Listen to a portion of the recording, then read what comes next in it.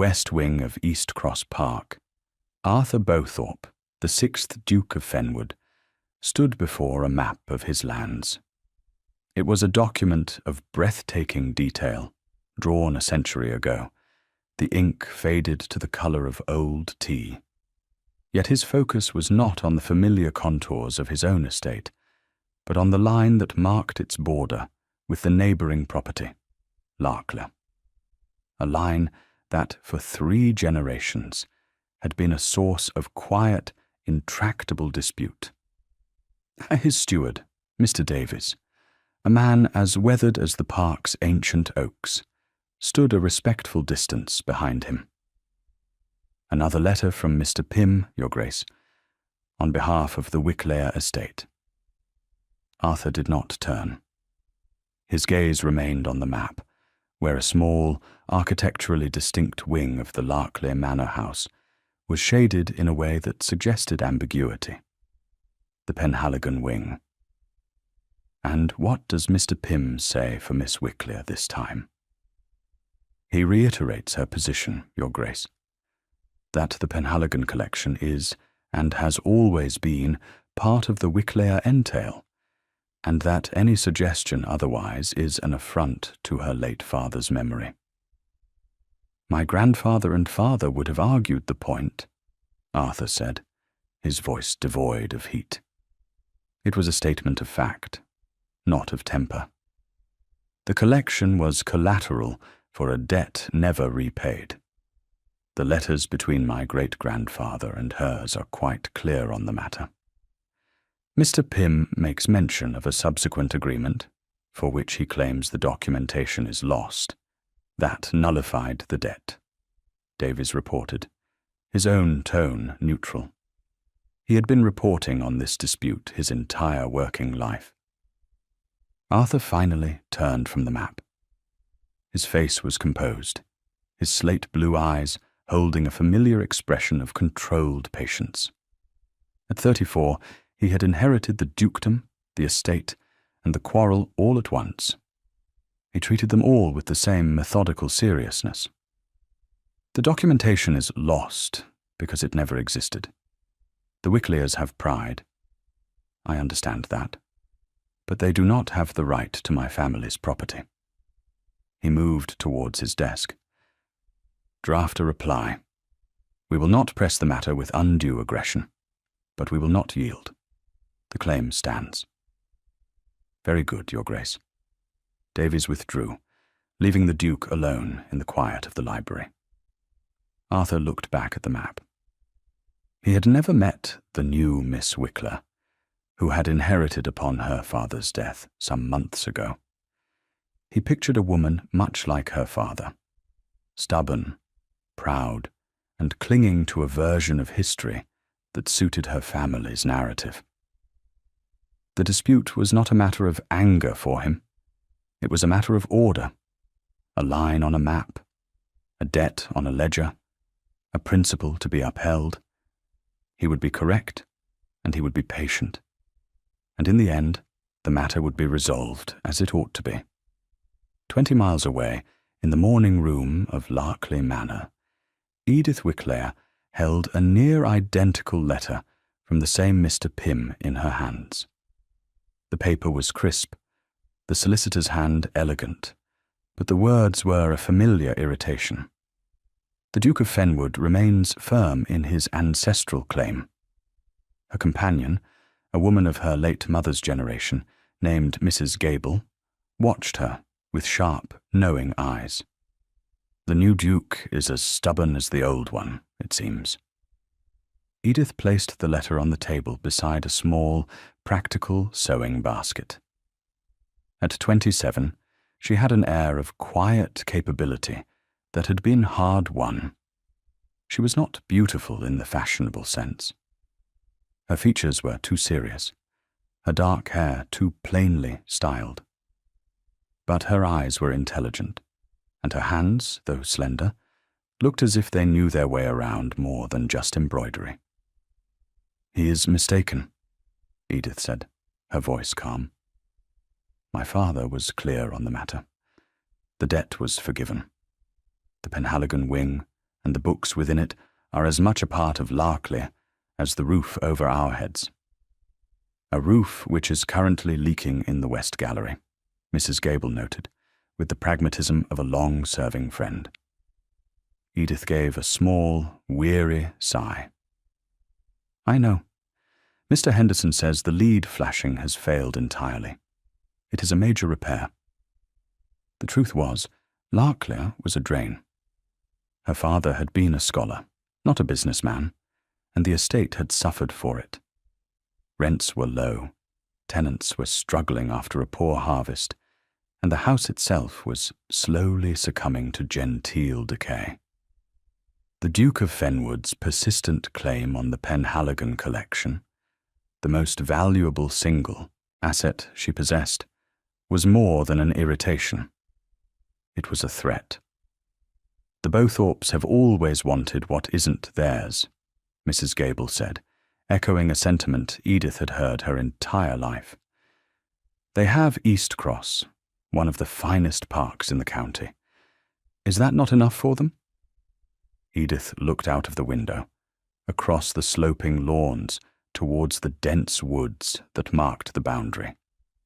She had never set foot on East Cross land, nor had the Duke of Fenwood, to her knowledge, ever set foot on hers. They were neighbours in geography only. In every other sense, they were opposing states, their relations conducted by paid emissaries like Mr. Pym. It is a matter of pride for him, I suppose, Edith said, more to herself than to her companion. As it is for me. She picked up the letter again. I will not have him think I am so easily cowed. I am my father's daughter. Larklear is my responsibility. He will find me no less firm than those who came before me. She would write to Mr. Pym. She would instruct him to hold the line. The Duke of Fenwood, this stranger with his ancient title and his baseless claims, would learn that the new mistress of Larklear was not a woman to be trifled with.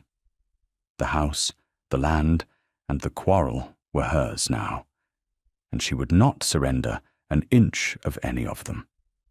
The autumn rains began that evening, a soft drumming on the window panes that, by midnight, had become a furious onslaught. All through the night, the wind howled around the old stones of Larkley Manor, a mournful, angry sound. Edith lay awake, listening to the groaning of timbers and the unsettling rattle of a loose slate somewhere above her. The house felt vulnerable, its age a weakness against the storm's assault. The sound that finally brought her from her bed was not the wind, but a deep, rending crack, followed by a rumbling cascade that seemed to shake the very foundations of the building. It came from the west, from the oldest part of the house, from the gallery. She was already pulling on a dressing gown when Mrs. Gable appeared at her door, a candle held aloft in a trembling hand, her face pale. Edith, my dear, you must come. But be careful. Something has happened. The scene in the West Gallery was one of devastation. A huge section of the ceiling had collapsed, bringing down plaster, lathes, and a deluge of rainwater. Ancient beams, slick with damp, sagged ominously. The floor was a treacherous landscape of debris and spreading pools of dark water. The smell of wet plaster and old rot filled the air. Her steward, Henderson, was already there, his face grim in the flickering candlelight. The main truss has given way, Miss Wickler. The whole wing is unstable. We were lucky it happened at night. If anyone had been in here... He didn't need to finish. Edith looked at the wreckage, her heart sinking. This was not a simple leak. This was a catastrophe. The library? The Penhaligon wing? She asked, her voice tight.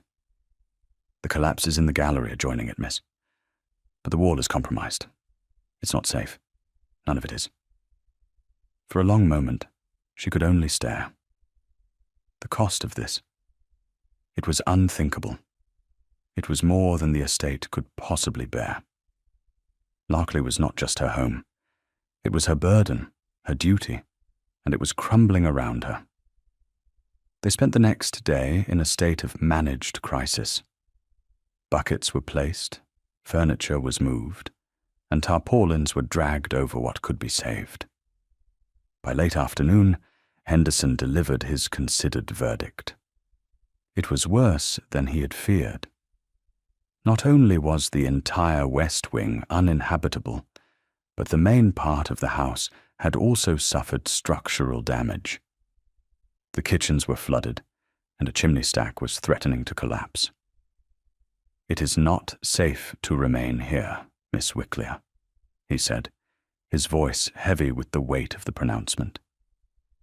"Not for you, not for any of the staff. We must evacuate the house until it can be properly surveyed and secured." Evacuate. The word seemed alien. Where would they go? The dower house was let. The vicarage was small. She had no other property. The faces of her household staff looked towards her, waiting, trusting. She was their mistress, their provider, and she had nowhere to take them. It was Mrs. Gable who spoke the name, her voice hesitant, as if the word itself were a transgression. "There is East Cross." Edith's head snapped up. "Absolutely not." "My dear, be reasonable," Mrs. Gable urged, her tone gentle but firm. "It is the only great house for miles. The Duke of Fenwood is your neighbour. It is a matter of county obligation. In a crisis of this nature, a fire, a flood, it is what is done. We cannot refuse." "I would rather sleep in the stables," Edith said, the words sharp with a pride that felt like all she had left. To be a supplicant to that man, to the Duke who was actively trying to strip her of her most precious inheritance. The humiliation was more than she could bear. "And the staff?" Mrs. Gable asked quietly. "Mrs. Davies, who is 60 years old. Young Mary, the kitchen maid. Will they sleep in the stables too?" The question landed with the force of a physical blow. Edith looked away, her jaw tight. Her pride was a luxury. Their safety was a necessity. The duty she owed to her people was greater than the enmity she felt for the Duke of Fenwood. The rules of society, the obligations of her class, were a cage, but sometimes they were also a tool. He could not refuse, and she, it seemed, could not afford not to ask. The letter was the most difficult she had ever had to compose. It was formal, devoid of emotion, a simple statement of fact. Larkley Manor had sustained significant damage in the storm. It was temporarily uninhabitable. She requested the courtesy of shelter for herself and her household until other arrangements could be made. She signed it, E. Wicklier, sealed it with her father's ring, and sent a groom on the most reliable horse they had, riding into the gathering dusk towards the enemy camp. She waited for the reply, her stomach a knot of apprehension and resentment. She expected a cold, correct acceptance. She expected to be made to feel the full weight of his charity. The reply came within 2 hours. It was not a letter. It was the Duke of Fenwood's own carriage, empty, with his head coachman on the box, and a short, formal note delivered by his own footman. "Miss Wicklier," it read, in a strong, clear hand. "My house is at your disposal. I will expect you within the hour. The south wing has been prepared for you. Fenwood." There was no condescension, no flourish, just a simple, direct statement. An offer of sanctuary that, as Mrs. Gable had predicted, he could not refuse to make, and which she could no longer refuse to accept. As she gathered her few personal belongings, Edith felt a profound sense of dislocation. She was leaving her home, her fortress, to take up residence in the heart of enemy territory. She was going to live under the roof of the man with whom she was, for all intents and purposes, at war. She did not know what to expect, but she armed herself with the only weapons she had left: her dignity, her composure, and a cold, unyielding pride. The Duke of Fenwood would see no weakness. He would see only the mistress of Larklear, temporarily displaced, but never defeated. We'll take a very short break. If you don't want to miss new stories, please subscribe to the channel. The carriage ride to East Cross was short, a mere 20 minutes through winding lanes, and then, abruptly, through a set of magnificent gates bearing the Bowthorpe crest. The parkland that opened up before them was breathtaking, even in the fading light. Vast, ancient trees stood like sentinels on rolling hills. A river, swollen with rain, gleamed like polished steel in the valley below. Larklear was a handsome estate, but this was power made manifest in landscape. The house itself was a masterpiece of Palladian architecture, vast and symmetrical, its pale stone seeming to gather what little light was left in the sky. As the carriage crunched to a halt on the gravel drive, the great front doors swung open. The Duke of Fenwood stood at the top of the steps. He was taller than she had imagined, and dressed in simple, severe black, the only white being the crisp line of his cravat. His hair was a dark, rich auburn, and his expression was entirely unreadable. He descended the steps as Edith was handed down from the carriage. For a moment, they simply stood there, two sovereigns meeting on a contested border. The wind whipped a strand of hair across Edith's face, and she impatiently pushed it back. "Miss Wicklear," he said. His voice was as it had been in his note, low, formal, and without inflection. "Welcome to East Cross." "Your Grace," she replied, her own voice steady, though her heart was beating a frantic rhythm against her ribs. "Thank you for your generosity. I trust we will not be a burden for long." "It is no burden. It is a necessity." He gestured towards the open door. "My housekeeper, Mrs. Allen, will show you to your apartments. The south wing is entirely at your disposal. I trust you will find it comfortable." It was a dismissal, a clear and precise delineation of territory. He was giving her a wing of his house, not the run of it. He was offering shelter, not friendship. The arrangement suited her perfectly. "You are very kind," she said, the words feeling like ash in her mouth. He gave a slight, almost imperceptible nod. "I have instructed my steward to offer Mr. Henderson whatever assistance he requires. If you need anything, you have only to ask Mrs. Allen." And then he was gone, turning on his heel and disappearing back into the shadowy depths of his house without another word.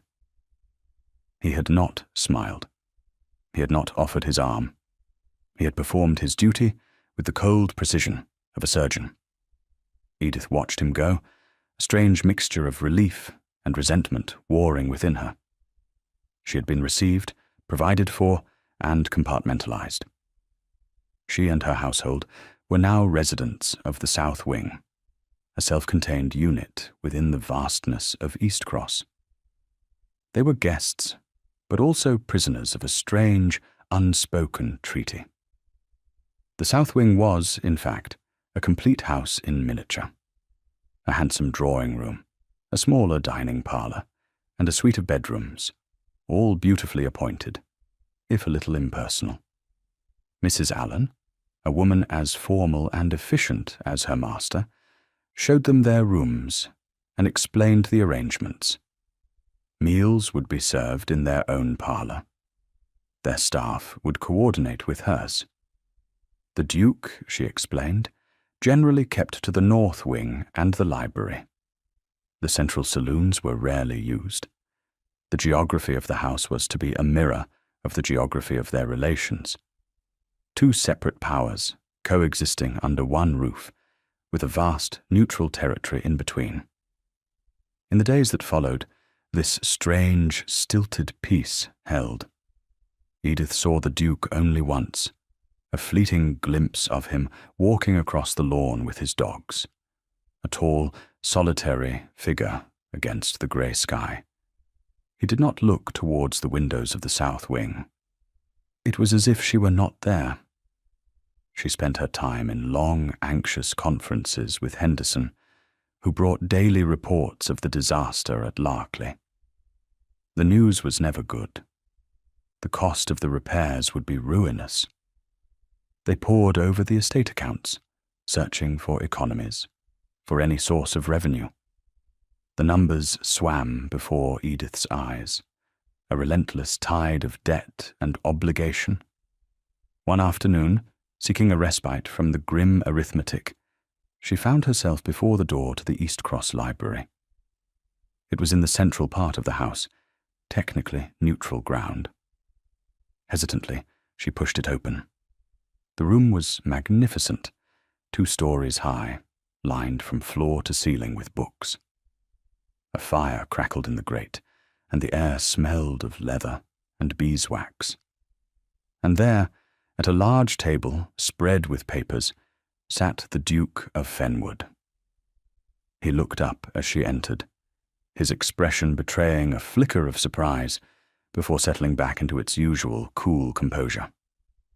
"Miss Wickley." "Your Grace, forgive me for intruding. She faltered. "I had hoped to find a book on timber management." He looked at her for a long moment, his slate blue eyes unnervingly direct. She felt a sudden, foolish flush rise to her cheeks. She was an interloper, begging for scraps from his table, for knowledge from his library. "Of course," he said, his tone even. He rose from his chair. "The section on estate matters is on the upper gallery, the 3rd alcove on the left." He gestured towards the spiral staircase in the corner. "Thank you," she murmured, eager to escape his scrutiny. She climbed the narrow stairs, her hand trailing on the cool iron railing. She felt his eyes on her as she went. From the gallery, she could see the papers on his table. They were not letters or novels. They were drainage plans, crop rotation schedules, detailed accounts. She located the alcove he had indicated. The shelves were filled with practical, sober volumes. On the enclosure of common lands, a treatise on modern husbandry, the management of oak woodlands. She pulled out a volume on forestry. As she opened it, she saw that the margins were filled with notes written in the same strong, clear hand as the letter she had received. They were not idle jottings. They were sharp, intelligent queries, calculations, cross-references to other texts. He had not just read these books. He had studied them, argued with them. "This method is inefficient," one note read. "Compare with Loudon's figures for seasoning. The cost of the saw pit is offset by the higher price for seasoned timber in 3 years, not 5. She stood there for a long time, reading his annotations. She had pictured him as a man of leisure, a duke concerned with titles and bloodlines. But these notes revealed a different man entirely. A man who understood his land not just as a possession, but as a complex system, a responsibility. A man who worked. She heard a sound from below and looked down. A tenant farmer was being shown into the library by a footman. The man was clearly agitated, twisting his hat in his hands. "Your Grace, I'm sorry to be bursting in on you like this." "It's no matter, Giles," the Duke said, his voice calmer now, less formal. "What is it?" "It's the upper meadow, Your Grace. The one that borders Larkley. The old culvert is blocked again after the storm, and the water's backing up. It'll ruin the grazing if we can't clear it." Edith froze. The upper meadow. The blocked culvert. She knew it well. Her own tenant, John Carter, had complained of the same problem from his side of the boundary. The culvert ran under the ancient hedge that marked the border and was notoriously prone to silting up. Clearing it required access from both sides. It was a small, recurring problem that the two estates' stewards had always managed between them.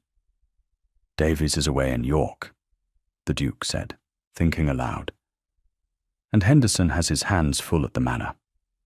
He looked at the farmer, then up, his eyes meeting Edith's across the vast space of the library. It was a moment of pure, unexpected connection. The great generational dispute over the Penhaligon collection seemed absurdly abstract. Here was a concrete problem, a field flooding, two tenants suffering, a single shared culvert that was their joint responsibility. "My tenant, Mr. Carter, has also reported the flooding," Edith said, her voice carrying clearly in the quiet room. Arthur looked back at the farmer. "Giles, tell Carter to meet you at the culvert tomorrow at dawn. Bring 2 men with shovels. I will be there." He then looked back up at Edith, a question in his eyes. He did not ask it aloud. He did not need to. "I will be there as well," she said. For the first time since she had arrived at East Cross, the Duke of Fenwood almost smiled. It was a bare flicker of an expression, a slight easing of the tension around his mouth. But it was there, and then it was gone. "Very good," he said, and he returned to his papers. The next morning was cold and damp, the air thick with mist. Edith, dressed in a sturdy woolen gown and stout boots, walked from East Cross, a groom following at a respectful distance. As she approached the boundary hedge, she saw them. The Duke, already there, speaking with the 2 farmers, Giles and Carter. They were standing on opposite sides of the hedge, but they were talking like neighbours, not adversaries. The Duke wore no coat, despite the chill, only his shirt sleeves, which were already spattered with mud. He was holding a shovel. When he saw her, he gave a curt nod. "Miss Wickler?" "Your Grace." There was no awkwardness. There was only the problem. The blocked culvert. For the next 2 hours, they worked. The Duke, alongside the 2 farmers, dug into the thick clay-heavy mud, clearing the stones and debris that the storm had washed down. Edith, on her side of the hedge, directed her groom, pointing out the secondary blockage that was preventing the water from draining away, even once the main culvert was cleared. She watched the Duke. He worked with a quiet, focused intensity, his movements efficient and strong. There was no sense that this was beneath him. He was simply a man solving a problem on his land. He listened to the farmers, taking their advice on the flow of the water, treating them as experts. At one point, a large, deeply embedded rock refused to budge. After several minutes of fruitless effort, Arthur straightened up, breathing heavily. Edith, who had been observing from her side, spoke up. "There is a fissure on the underside. If you can get a lever into it from the east, it should shift." He looked at her, then at the rock. He nodded to Giles, who brought a long crowbar. They positioned it as she had suggested. With a great heave, the rock groaned, shifted, and then broke free. A torrent of pent-up water surged through the cleared channel, The two farmers let out a satisfied cheer. Carter touched his forelock to Edith. "Thank you, miss. You've got your father's eye for it, you do." Giles grinned at the Duke. "And you've got your father's back for it, your grace." In that moment, standing in the damp meadow, surrounded by the smell of wet earth, Edith felt a strange sense of peace. The enmity between their houses felt distant, a story told by other people. Here, on the land, there was only the shared work, the shared satisfaction. Arthur walked over to the hedge, wiping his muddy hands on a rag. "My thanks, Miss Wickler. You saved us another hour's work." "It is my land, too," she said simply. "And my tenant's livelihood." "Indeed." He looked at her, and this time his gaze was different. It was not the cool, assessing look of an adversary, but something else. Something approaching respect. "You have a good understanding of drainage." "One learns what one must," she replied.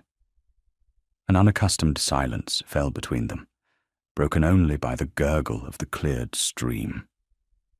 It was not the hostile silence of their first meeting, but a new, more thoughtful quiet.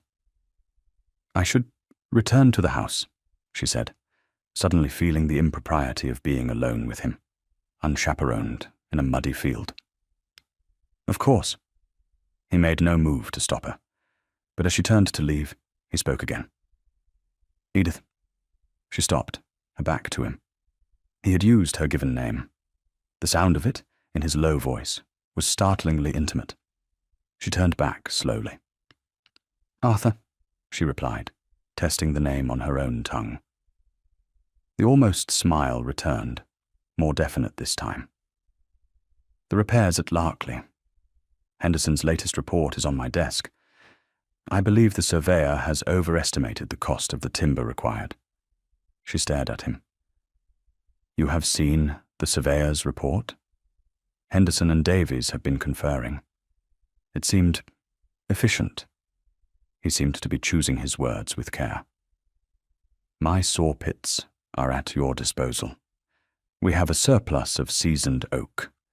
It would be far more economical than buying it in." It was an offer of astonishing generosity, an offer that would save her thousands of pounds, an offer that would put her deeply in his debt. And he was making it as if he were discussing the weather. I cannot accept such a charity," she stammered, pride warring with the overwhelming relief the offer represented. "It is not charity," he said, his voice firm.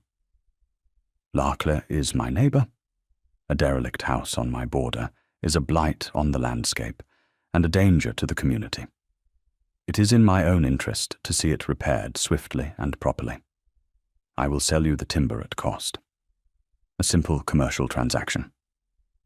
He had framed it in a way that preserved her dignity. A commercial transaction. An act of self-interest. He was giving her a way to accept without submitting. He was, she realized with a jolt, being kind.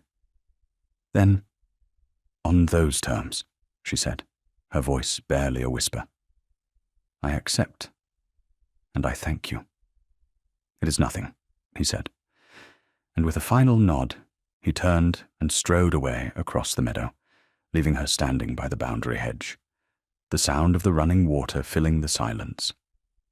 She watched him go, this proud, cold Duke, and felt the foundations of her own certainty begin to shift, as surely as the rock in the stream. The arrangement for the timber created a new kind of traffic between the two estates. Carts laden with seasoned oak from the East Cross saw pits rumbled up the drive to Larkley, and with them came a new level of interaction. Henderson and Davies were in constant conference.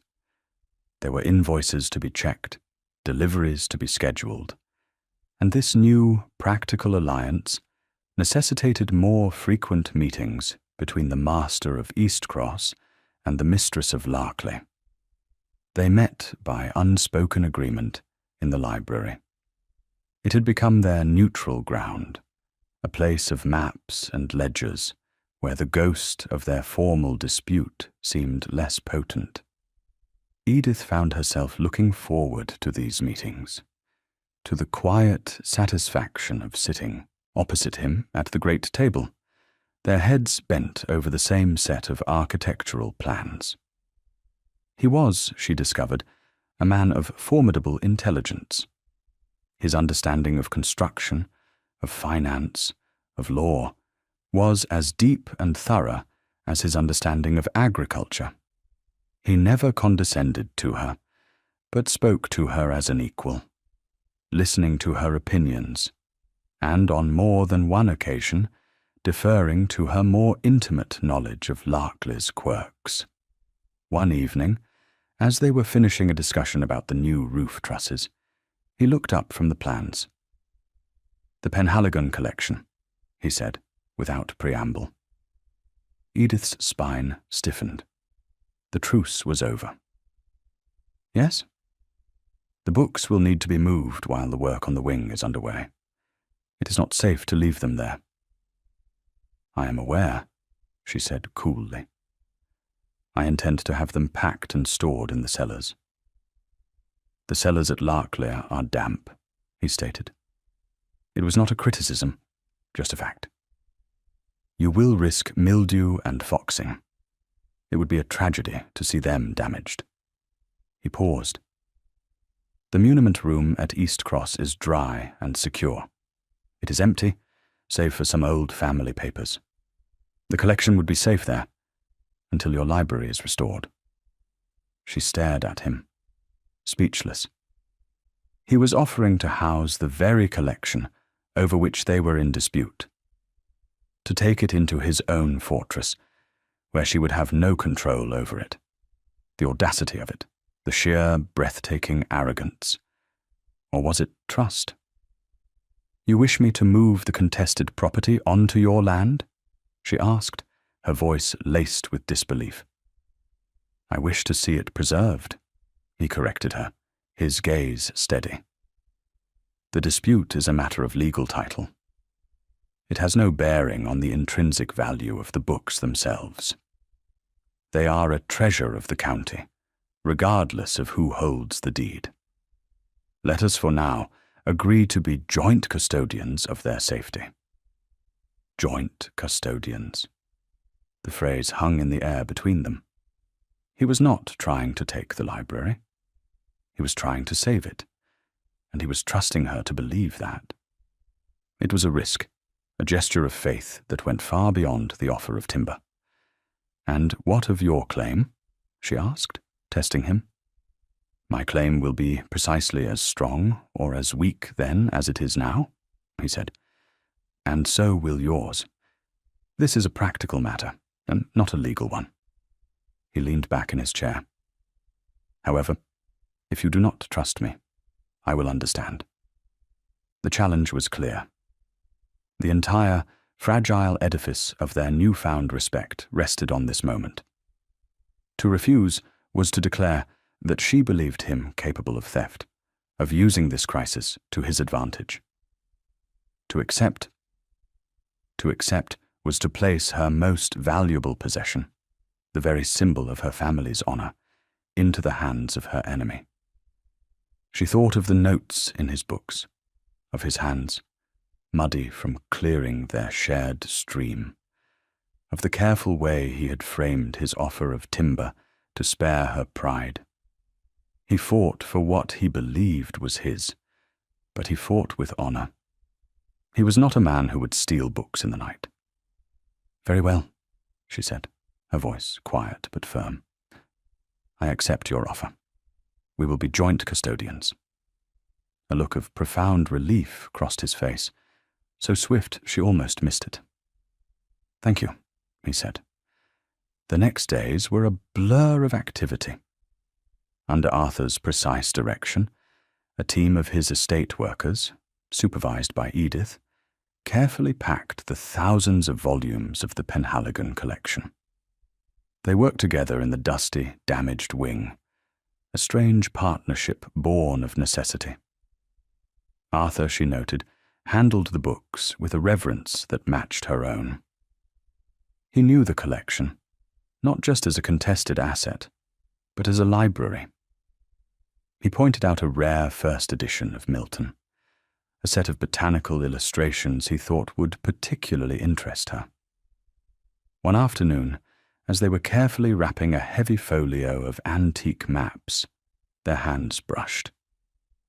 It was the lightest of touches, skin against skin for a fraction of a second, but it sent a jolt through Edith that was as powerful as it was unexpected. She pulled her hand back as if burned. She did not dare to look at him, but she could feel the sudden tension in the air, the way the comfortable silence had become charged with a new, unspoken awareness. That evening, their solicitor, Mr. Pym, arrived. He had been summoned to draw up the formal agreement for the timber, and now a document acknowledging the temporary relocation of the library. He was a portly man, with a smooth, reassuring manner that Edith was beginning to find unnerving. He beamed at them as he was shown into the library.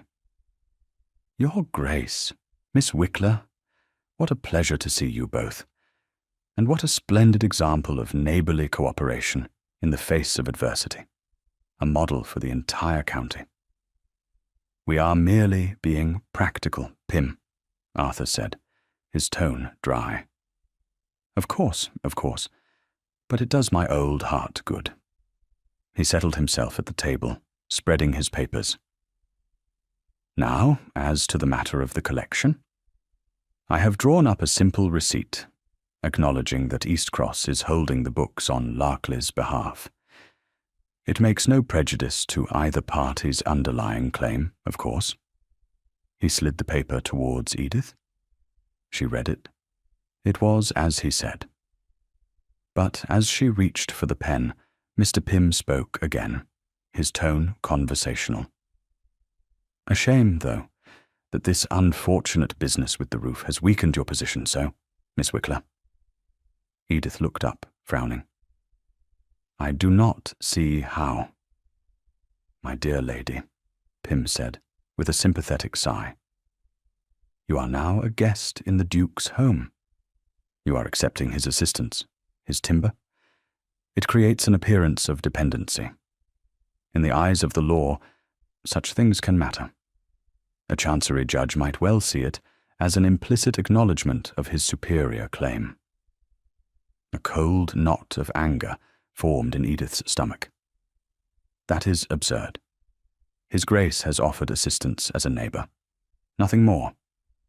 Of course," Pym soothed. "But you know how these things look. The Duke, you see, is concerned.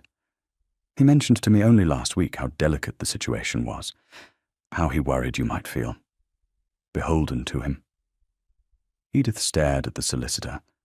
Then slowly she turned her head to look at Arthur. His face was a mask of cold fury. "Pym," the Duke said, his voice dangerously quiet. "You will be silent." But the damage was done. The solicitor's words, like a drop of poison, had tainted everything.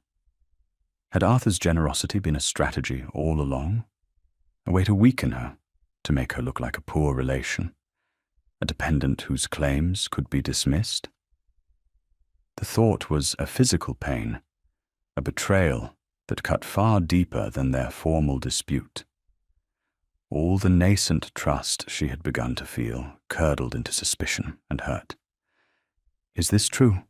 she asked, her voice trembling slightly. "Did you say this to him?" "No," Arthur said, his eyes locked on hers. "I did not." "But you thought it," she whispered, the accusation born of her own wounded pride. "You offered me shelter. You offered me timber, all the while knowing it made my position weaker. You used my misfortune against me." "That is not true," he said, rising from his chair. "Pym is twisting my words. I expressed concern that you would feel uncomfortable, that the situation was difficult for you. A subtle distinction, she shot back, her hurt hardening into anger. She stood up, pushing the unsigned document away from her. The books will remain at Larkley. I will find a way to protect them myself. I will not be your debtor, Your Grace, not in timber and not in trust. She turned and walked towards the door, her back straight, her head held high. She did not look back. She could not bear to see the look of triumph she imagined must be on his face. "Edith, wait!" he called after her. But she did not stop. She fled the library, fled the central part of the house, and retreated to the cold sanctuary of the south wing. She had been a fool, a naive, trusting fool. She had mistaken calculated strategy for kindness. She had allowed herself to see a man who was not there. The war was not over. It had simply moved to a new, more treacherous battlefield, and she had just walked into his trap. The days that followed were colder than any that had come before. The fragile truce was shattered. A wall of ice had descended between the south wing and the north. They communicated now only through their staff, brief formal messages concerning the logistics of the ongoing repairs. The work on the Larkley roof continued, with timber from the East Cross saw pits, but now every plank felt like a coin in an ever-increasing debt of humiliation. Edith avoided the library.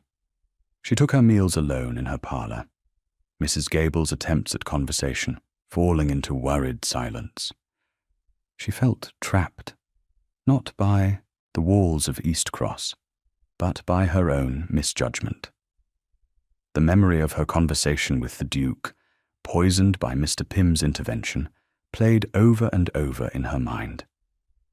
Had he truly meant to deceive her? Or had she, in her pride and suspicion, wronged him?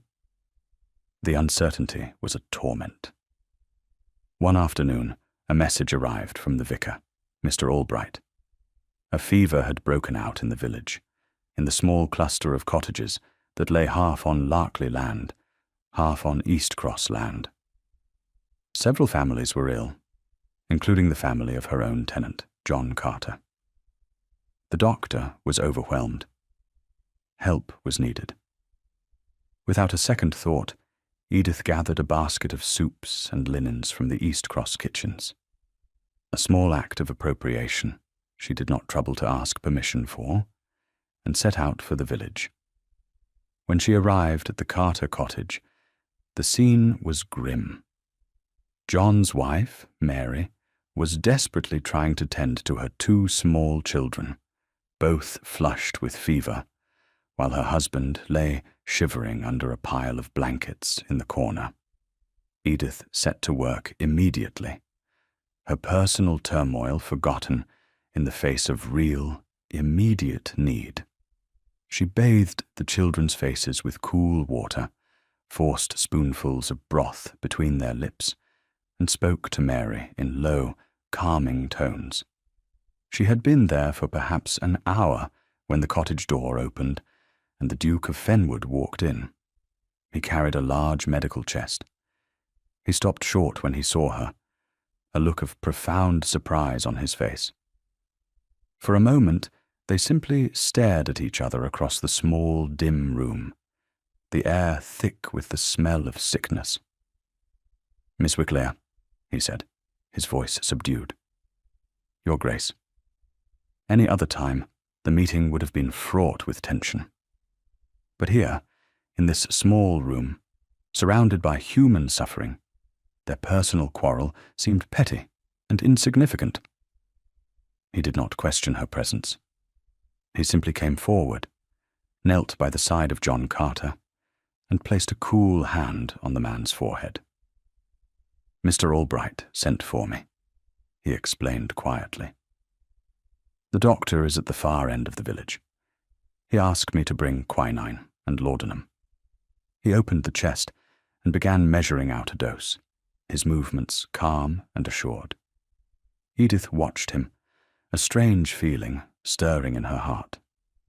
He was here, in this humble cottage, tending to a sick tenant, as if it were the most natural thing in the world.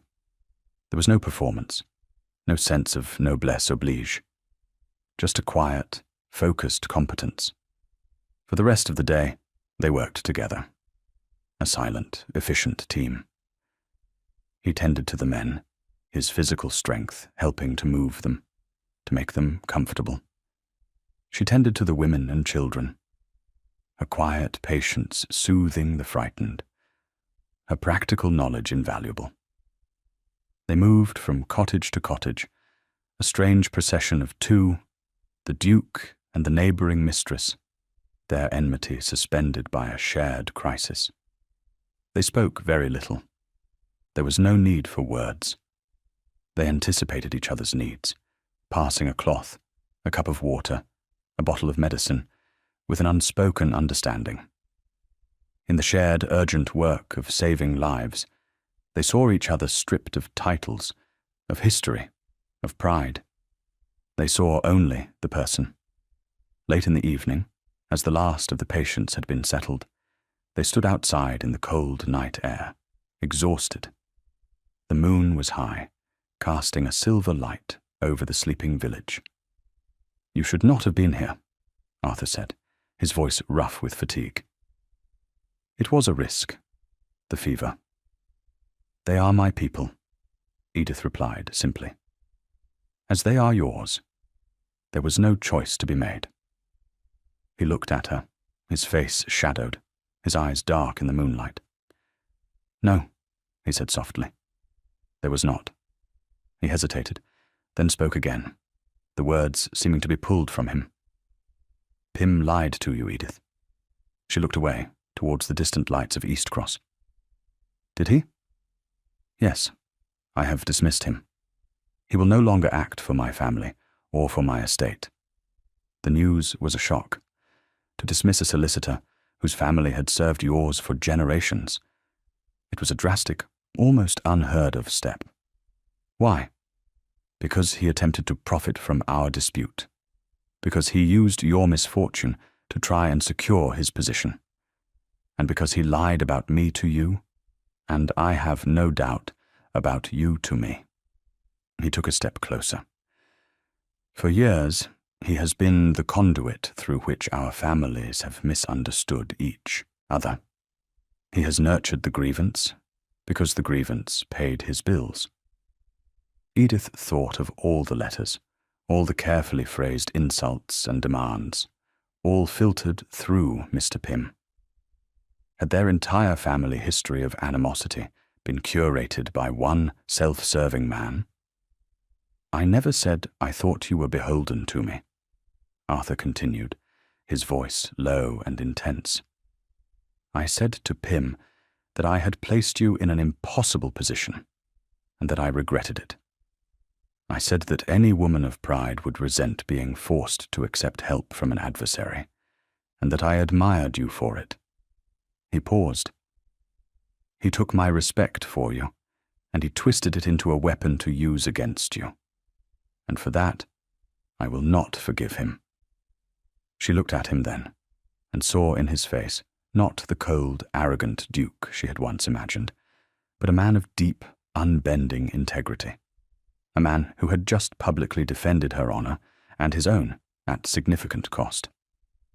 "I believe you," she said, the words a quiet admission of her own failing. "I should have believed you in the library. My pride, it heard what it expected to hear."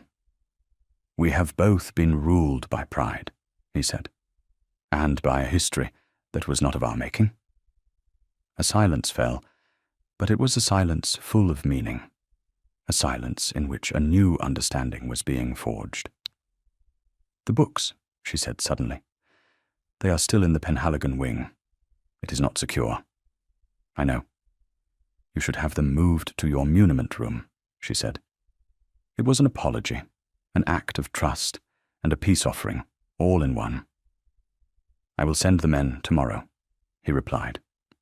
His voice was gentle. "We will be joint custodians." He offered her his arm. After a fractional hesitation, she took it. Together, they began the long walk back to East Cross. Two adversaries who had, in the crucible of a shared crisis, found their way to an unexpected truce. The ground between them had shifted. The war, they both knew, was over. The question that remained, unspoken in the quiet of the night, was what, if anything, would rise in its place. In the weeks that followed, the atmosphere at East Cross was transformed. The invisible walls between the north and south wings dissolved. Edith no longer confined herself to her apartments, but moved freely about the house. She and Arthur now dined together each evening, often with Mrs. Gable as a silent, approving chaperone. Their conversations were no longer limited to timber and roof repairs. They spoke of books, of music, of politics, of the future of farming. Edith discovered a keen, dry wit beneath Arthur's reserved exterior, and he, in turn, seemed to delight in her sharp, incisive mind. The Penhaligon collection was moved, with great care, to the East Cross muniment room. The day the last crate was sealed, Arthur handed Edith a key. "For your half of the custodianship," he said, a faint smile playing on his lips. She took it, their fingers brushing for a second longer than was strictly necessary. The repairs at Larkley were proceeding at a pace that would have been impossible without Arthur's help. Edith rode over every other day to supervise the work, and more often than not, Arthur would find a reason to accompany her. They would walk through the shrouded, half-empty rooms of her home, discussing the placement of a new window, the restoration of a plaster cornice. In a strange way, the rebuilding of her house had become a joint project. Edith knew she was falling in love. It was a slow, quiet, and deeply unnerving process. It was one thing to respect the Duke of Fenwood, to be grateful to him. It was quite another to feel this breathless anticipation at the sound of his step in the hall, this deep, quiet contentment in his presence. He was still her family's ancestral enemy. He still maintained a legal claim to her most precious inheritance. And yet her heart refused to remember these facts. It remembered only the man who had worked beside her in a muddy field, who had tended to her sick tenants, who looked at her not as a rival, but as an equal. She began to spend her afternoons in the East Cross Library, not for research, but for another purpose. The dispute over the Penhaligon collection had been based on a handful of letters from their great-grandfathers. Driven by a new, urgent curiosity, she began to search for more. She wanted to understand how this all began, not from the curated history of solicitors, but from the source. She found what she was looking for, not in the main library, but in a dusty, forgotten corner of the Larkley attics, where her father's personal papers had been stored. It was a small, leather-bound journal kept by her great-grandfather, Alastair Wicklayer. She took it back to East Cross, and with a sense of trepidation began to read. The story that unfolded was not one of enmity, but of deep and profound friendship.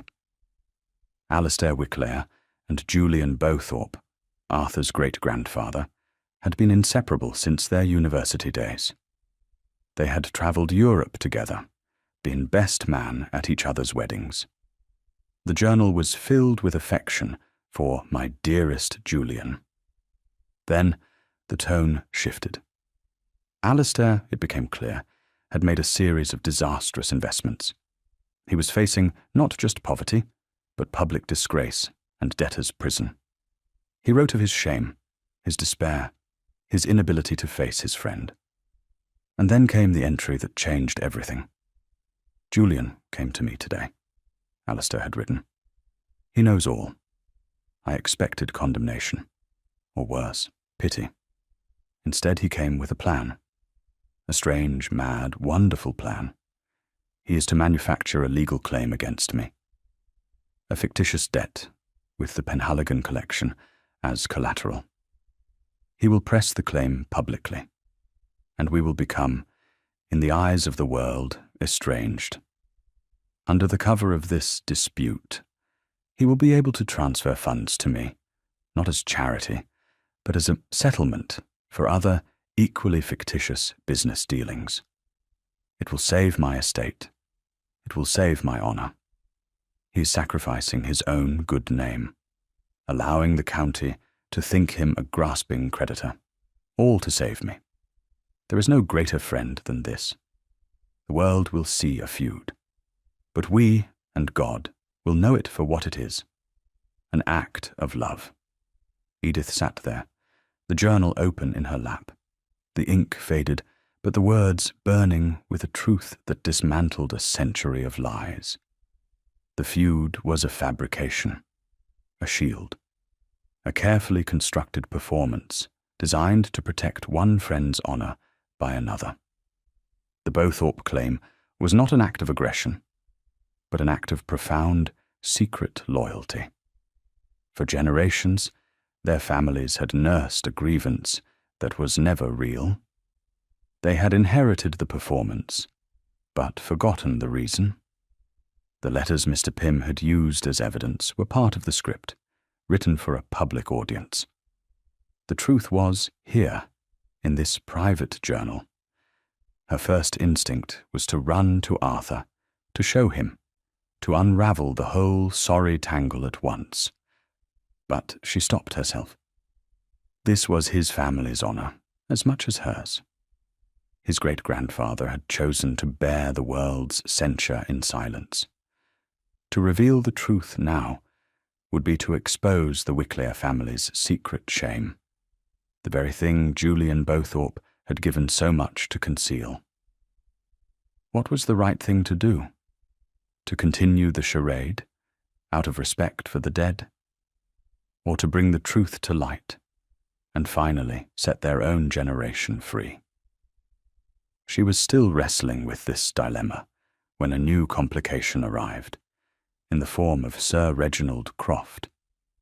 Sir Reginald was a neighbouring landowner, a widower of considerable fortune, who had been making his interest in Edith clear for some time. Now that she was in residence at East Cross, he became a frequent visitor. He was handsome, charming, and unfailingly agreeable. And he was a vocal supporter of her side in the dispute with the Duke. "You are a paragon of fortitude, Miss Wicklear," he said one afternoon, as they sat in the south wing drawing-room. Arthur had been called away to London on business for a few days. To endure the Duke's hospitality while he continues to press this outrageous claim. I admire your strength. The Duke has been very kind, Edith said, her tone cooler than she intended. Kind? Sir Reginald laughed. My dear lady, he is a Bowthorpe. They are known for their arrogance.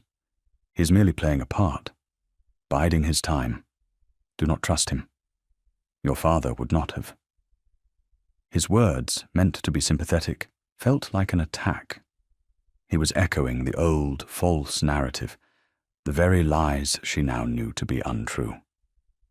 She saw him then not as a suitor, but as a representative of the world that had misunderstood the truth for 100 years. When Arthur returned from London, he found Sir Reginald a near-permanent fixture in his house. He would arrive for tea and stay for dinner. His flattery of Edith and his subtle digs at Arthur A. constant, grating presence. Arthur endured it with a cold, impeccable courtesy that Edith knew was a mask for a growing fury. The breaking point came one evening in the drawing-room. Sir Reginald was, once again, lamenting the injustice of the Bowthorpe claim. "It is a matter of principle," he declared, looking at Edith with soulful eyes. "A man's home, a lady's inheritance, should be inviolate. For the Duke to use his position, his power, to try and take what is rightfully yours. It is dishonourable." Before Edith could reply, Arthur spoke. He was standing by the fireplace, his face carved from stone. "Sir Reginald," he said, his voice quiet, but carrying the clear ring of command. "You are a guest in my home. You will not speak of my honour, or lack of it, under my roof." Sir Reginald flushed. "I speak only of what the entire county knows to be true." "You speak of things of which you know nothing?" Arthur said, taking a step forward. "The matter between Miss Wickler and myself is precisely that. A matter between us. It does not concern you, and your opinion is not required." "I have a right to my opinion," Sir Reginald blustered, rising to his feet. "And I have a right to defend a lady's interests when they are under attack. Miss Wickler is more than capable of defending her own interests," Arthur said, his voice dropping to a dangerously low pitch. "She does not require a champion, particularly one so ill-informed." The insult was deliberate, unmistakable, a challenge. Sir Reginald paled, then puffed out his chest. I see how it is. You will not bully me, Fenwood, nor will you blind Miss Wickler with this pretence of civility. I will take my leave."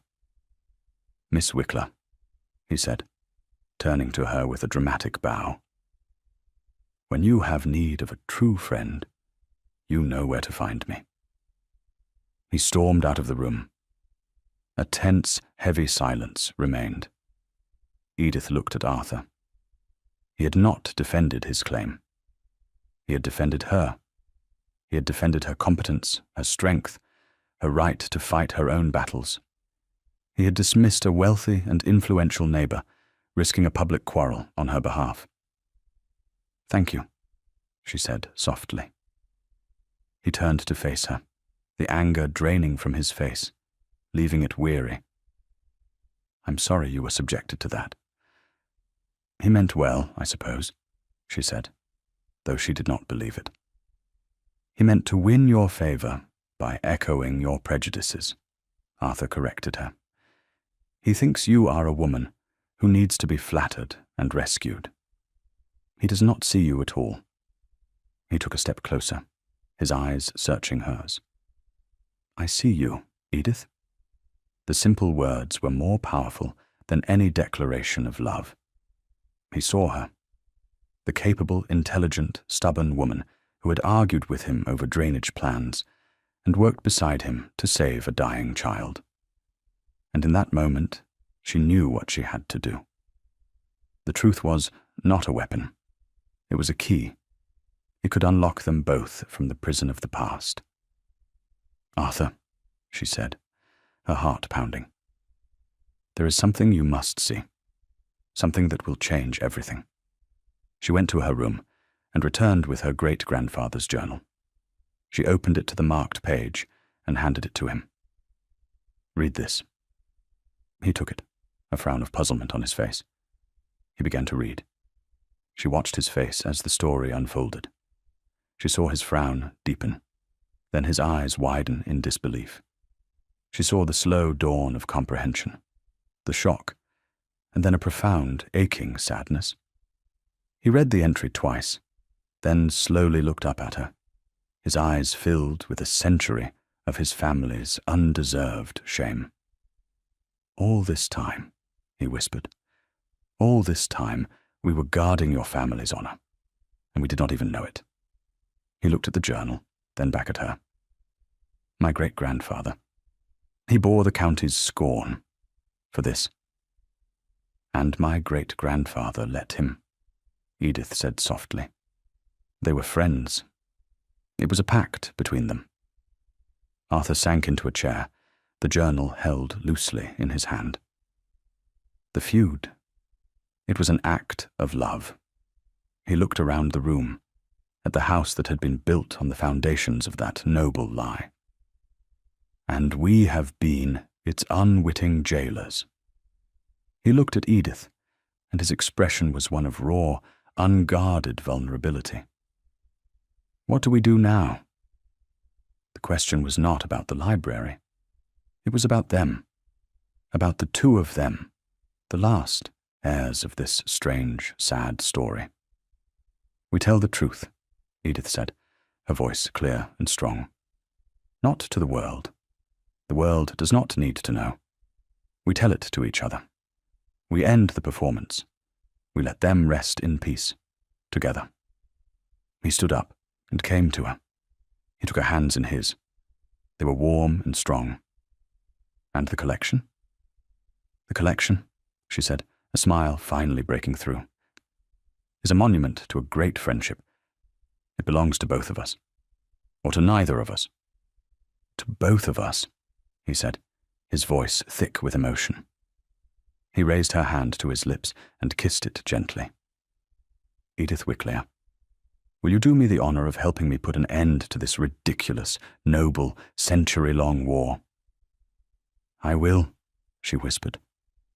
The final resolution was quiet and private, conducted not with solicitors, but between the two of them in the East Cross Library, the place where they had first truly met. Arthur, in a formal letter, a copy of which was sent only to her, officially and irrevocably withdrew the Bowthorpe family's claim on the Penhaligon collection. He made no mention of the journal, stating only that new historical evidence had come to light that proved his family's claim to be without merit. It was a public act of concession, one that would cause whispers in the county, one that would make him look weak in the eyes of men like Sir Reginald. It was his act of peace. Edith, in turn, wrote her own letter. She proposed that the Penhaligon collection, now indisputably hers, should not return to Larkley. Instead, she wished to gift it, in its entirety, to a new trust. This trust, she proposed, would be charged with establishing a public lending library in the county town, to be governed by a board of trustees. She requested that the Duke of Fenwood consent to be the chairman of this new board. It was her act of peace, turning the object of their dispute into a shared gift to the community. He accepted. The day the last of the workmen left Larkler, Edith walked through her restored home. It was beautiful again, the scars of the storm healed, the rooms bright and airy. It was her home, secure and whole once more. But it was strangely quiet. She found herself standing in the empty Penhaligon wing. It was just a room now, a handsome, vacant space. The books were gone. The dispute was gone. The war was over. And she had never felt so lonely. There was a crunch of carriage wheels on the drive. She went to the window and saw the Fenwood carriage. Arthur himself swung down from the driver's seat. He met her in the hall. He was holding a single, leather-bound book. A housewarming gift, he said, holding it out to her. It was the first edition of Milton from the collection. But this is part of the trust, she said, confused. The trustees met this morning, he said, a ghost of a smile on his face. The chairman exercised his discretion. He felt the first book in the new Larkley library should be an old friend. She took the book, her fingers tracing the gold-leaf tooling. Thank you. Edith, he said, his voice serious now. I have become accustomed to your company. East Cross is too quiet without you. She looked up at him, her heart in her eyes. Larklear is too quiet, also. I have a proposal, he said, taking a deep breath. A final treaty to end all hostilities, a permanent union of the two estates. Not through a legal claim, but through a marriage. He looked at her, his pride stripped away, leaving only a man, vulnerable and hoping. Edith Wicklair, I have come to believe that my life will be a cold and empty thing without you in it. Will you be my wife? She did not need to think. She had known the answer for weeks. The war had been over for some time, but the peace, she now realized, was only just beginning. Yes, she said. Yes, Arthur, I will. 1 year later, the Fenwood and Wicklay Library opened its doors to the public. It was a handsome new building in the centre of the county town, its shelves filled with the books of the Penhaligon collection. On a simple brass plaque by the entrance, an inscription read, "In memory of a great friendship." The Duke and Duchess of Fenwood stood amongst the crowd at the opening ceremony, side by side. He was the master of Eastcross. She was the mistress of Larkley. But they lived together, sometimes in one house, sometimes in the other, moving between the two estates as easily as crossing a room. The boundary line that had divided their families for a century was now just a line on a map. An old man, a tenant farmer from the village, approached them, his hat in his hand. "It's a wonderful thing you've done, Your Grace, Your Duchess," he said, looking around the library in awe. "All these books, for the likes of us." Arthur smiled, a real warm smile that reached his slate-blue eyes. He put his arm around his wife's waist. "It was my wife's idea," he said. "She is the one with the vision." Edith leaned her head against his shoulder. "It was a joint enterprise," she corrected him softly. "Like all the best things are." Later that evening, they sat together in the library at Eastcross. A fire burned in the grate. The single volume of Milton, the first book of the new Larkley Library, sat on the table between them. The war was a distant memory, its history known only to them. The disputed object had become a gift. The enmity had become love. And two proud, stubborn people had, by looking past the stories they had been told, found in their greatest adversary their truest friend. Thank you for listening to the story all the way to the end. Please tell us which city you're watching from and what the story made you feel. Don't forget to subscribe so you won't miss new stories.